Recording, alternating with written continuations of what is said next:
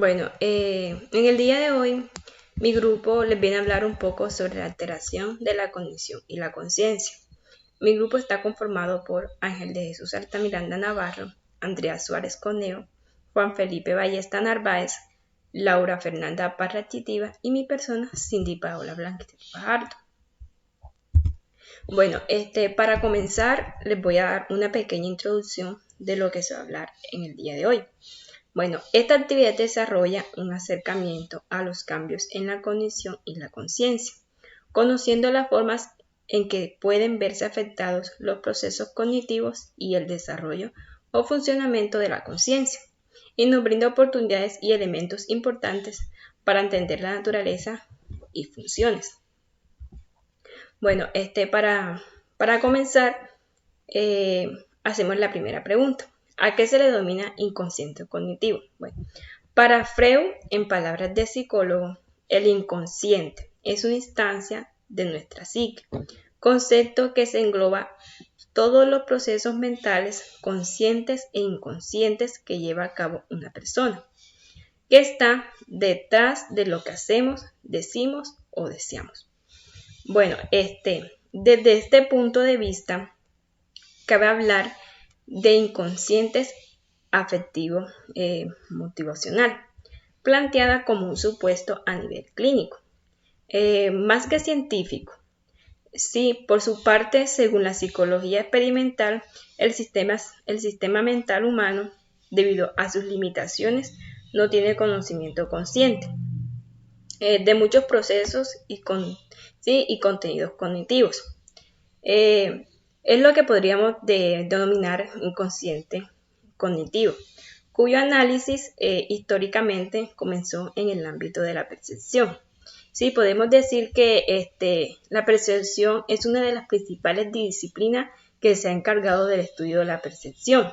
Sí, ha sido la psicología y en términos generalmente, tradicionalmente, este campo ha definido a la percepción como el proceso cognitivo, de la conciencia, que consiste en el reconocimiento de interpretación, y que significa para la elaboración de juicios, en torno a las sensaciones obtenidas del ambiente físico o social, en el que intervienen otros procesos psíquicos, entre lo que se encuentra el aprendizaje, la memoria y la simbolización. En el proceso de la percepción, están involucrados mecanismos vivenciales que implican tanto como en el ámbito consciente como en la inconsciencia de la psique humana.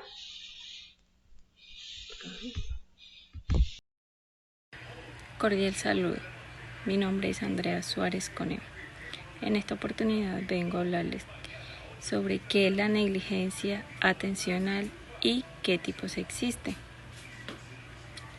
Es un cambio en el cual el paciente tiene dificultad o incapacidad para observar, orientar, analizar o responder a estímulos en la parte lateral controladora del cerebro adyacente a la lesión, y no tiene un déficit sensorial o motor que pueda explicar este hecho. Entre los tipos de negligencia encontramos la negligencia espacial. Un paciente que sufre este descuido olvida realizar la parte adecuada de la tarea relacionada con la otra parte que sufrió la lesión. La negligencia personal. Este tipo de pacientes no reconoce sus extremidades ubicadas en el lado opuesto de la lesión a la lesión que le pertenezca. Y la negligencia sensorial hace referencia a un déficit de conciencia de los estímulos situados en el lado contrario de la ubicación de la lesión. Muy buenas tardes, profesora Diana. Mi nombre es Laura Fernanda Parra. El día de hoy voy a hablar sobre qué es el aprendizaje inconsciente, perdón,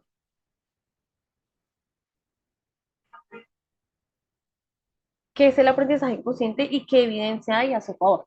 El aprendizaje inconsciente se adquiere a través de la experiencia y podemos identificarlo como el resultado de hábitos y acciones compulsivas que repetimos a lo largo de nuestra vida. Nos beneficia a la hora de aprender a caminar, a hablar, a comunicarnos con los demás, a ser amables, divertidos, tímidos, e incluso a veces nos hace aprender un rato sin darnos cuenta. Existen dos clases de aprendizaje, como sabemos, uno consciente y el otro inconsciente. Entonces, para explicar mejor esto, el consciente es aquel que nosotros queremos recibir, ya sea mediante estudios, libros, conferencias, talleres, etcétera. El inconsciente es aquel que la vida nos obliga a experimentar a lo largo de nuestro camino, para ella, mediante experiencias y actos. El consciente está basado en mayor medida en nuestra aptitud. El inconsciente representa más en nuestra aptitud. Los dos son igual de importantes, pero el inconsciente es el que marca el paso. Muchas veces, a pesar de vivir experiencias negativas en la vida, nos empeñamos en volver a equivocarnos, pero eso no quiere decir que no hayamos aprendido. La segunda vez que recibimos algo, que repetimos algo, sabemos que es muy probable que nos vayamos a equivocar, pero seguimos intentándolo porque pues solemos ser personas pues como masoquistas, ¿sí? Digámoslo así. El aprendizaje no conlleva perfección y falta de errores. No nos equivoquemos. Conscientemente decimos aprender un idioma, una profesión, un arte, etcétera. Pero inconscientemente aprendemos a ser calmados, nerviosos, generosos, solidarios, graciosos, elegantes, inteligentes, em, brillantes. Respecto al aprendizaje inconsciente, hay un apunte, que es que se puede mejorar. Digamos que el consciente es voluntario, el inconsciente es involuntario. Em, pues además quiero apuntar que un aprendizaje inconsciente o involuntario no conlleva un acto seguido. Se puede aprender, pero no actuar. Este sería como otro tema. Mi consejo pues para el aprendizaje consciente es que hagas lo que de verdad te guste y pues lo des todo. Respecto al aprendizaje inconsciente, básicamente es como ser consciente de lo que estamos haciendo. No, no hay de otra. Entonces, pues ese es como mi aporte para esta actividad, profe. Muchas gracias. Síndrome amnésico. Síndrome neurológico en el que una persona es incapaz de aprender a observar información nueva o reconocer información que ya ha sido integrada debido a la oclusión de la arteria cerebral posterior, lo que afecta en gran medida la atención del individuo y la percepción del entorno, pudiendo comprenderlo o integrarlo. La amnesia puede ser consecuencia de un daño en regiones del cerebro que son vitales para el procedimiento de los recursos. Los consejos para reforzar la memoria y recibir apoyo pueden ayudar a las personas con amnesia y a sus familiares a enfrentarla. La mayoría de las personas con amnesia tienen problemas con la memoria a corto plazo, por lo que no pueden retener información nueva. Los recursos recientes tienden a perderse. Los recursos más lejanos, profundamente arraigados, pueden preservarse. Una pregunta muy frecuente es cómo podemos evitar la amnesia.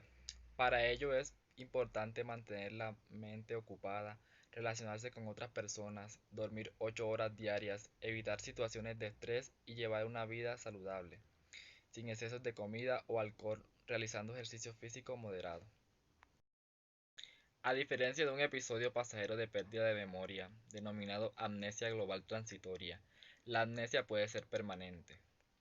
No existe un tratamiento específico para la amnesia, pero el tratamiento puede centrarse en las causas subyacentes. Delirio. Además de ser un síndrome neurológico, también se considera un síndrome cerebral orgánico en el que existe una incapacidad para mantener la concentración. Los síntomas pueden aparecer por un corto tiempo y aparecer en la vida diaria, especialmente en la noche, cuando se presentan enfermedades hepáticas como cirrosis, infección sistemática, hipoglucemia. El síndrome afecta principalmente a la atención y se acompaña de alteración de la percepción y alteraciones del ciclo vigilia-sueño con deterioro de la memoria. Bueno, el delirio es un cambio grave, ¿sí?, en la capacidad mental. Esto puede, sí, conducir a la confusión en la mente, ¿sí?, y la falta de conciencia de las circunstancias. Por lo general, las enfermedades se desarrollan rápidamente en cuestión de horas o días. A menudo, la causa del delirio se puede identificar, ¿sí?, por uno o más factores. Los factores pueden incluir una enfermedad grave o prolongada, o un desequilibrio en el cuerpo, como niveles bajos de sodio. Tomar o suspender ciertos medicamentos, infecciones, cirugías y alcohol o drogas adictivas también pueden causar la enfermedad. Los síntomas del delirio a veces se confunden con los síntomas de la demencia. Sí, los profesionales de la salud pueden confiar en la información de los familiares o cuidadores para diagnosticar este trastorno. Bueno, existen 3 tipos de delirio. Primero, el delirio, sí, hiperactivo. Este delirio es probablemente el tipo más fácil de identificar. Sí, las personas con este delirio pueden volverse inquietas o moverse por la habitación. También pueden experimentar ansiedad, cambios de humor o ver cosas que no existen. Las personas que sufren de este delirio a menudo sí se niegan a buscar ayuda médica. El segundo delirio es el delirio hipoactivo. Las personas con este delirio pueden estar inactivas o menos activas, tienden a ser perezosos o somnolentos. Pueden aparecer aturdidos, no se comunican con la familia ni con otras personas. Y el último, que es el delirio mixto, que los síntomas incluyen 2 tipos de delirio. Una persona puede pasar de inquieta a perezosa muy rápidamente. Bueno, el delirio se produce cuando las señales del cerebro no se envían ni se reciben correctamente. Este trastorno puede tener una causa única o más de una causa. Por ejemplo, la combinación de una enfermedad con los efectos secundarios o de un medicamento podría causar delirio. En ocasiones, sí, no se puede encontrar la causa. Algunas de las causas posibles son las siguientes, ¿sí? Ciertos medicamentos o los efectos secundarios de estos. Bueno, otro es el consumo de alcohol, las drogas ilícitas o la abstinencia de estos. Otra puede ser una enfermedad como un accidente cerebrovascular, un ataque cardíaco, el empeoramiento de las enfermedades pulmonares, el empeoramiento de las enfermedades hepáticas o una lesión por una caída. Hay otro que también se puede decir que son los desequilibrios en el cuerpo, como niveles bajos de sodio o de calcio. Otro se podría decir que una enfermedad grave o de larga duración, o una enfermedad que derive en la muerte. También fiebre o infección nueva, particularmente en los niños. Sí, infección de las vías urinarias, neumonía, gripa o COVID-19, especialmente en los adultos mayores. Exposición a una toxina como el monóxido de carbono, el cianuro u otros venenos. La mala alimentación o la pérdida de demasiado líquido corporal. Bueno, la recuperación también depende en cierta medida de la salud y el estado mental antes del comienzo de los síntomas. Las personas con esta demencia, por ejemplo, pueden presentar un deterioro general en la memoria y en la capacidad de reflexionar. ¿Sí? Luego, en un episodio de delirio, ¿sí?, las personas con un mejor estado de salud son más propensas a recuperarse por completo.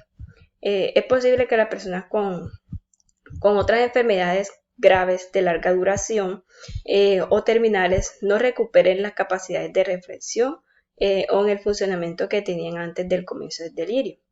Es más probable que el delirio en personas con enfermedades graves derive Estas, como por ejemplo, el deterioro general en la salud, mala recuperación de la cirugía, necesidad de cuidados a largo plazo, ¿sí? Mayor riesgo de muerte,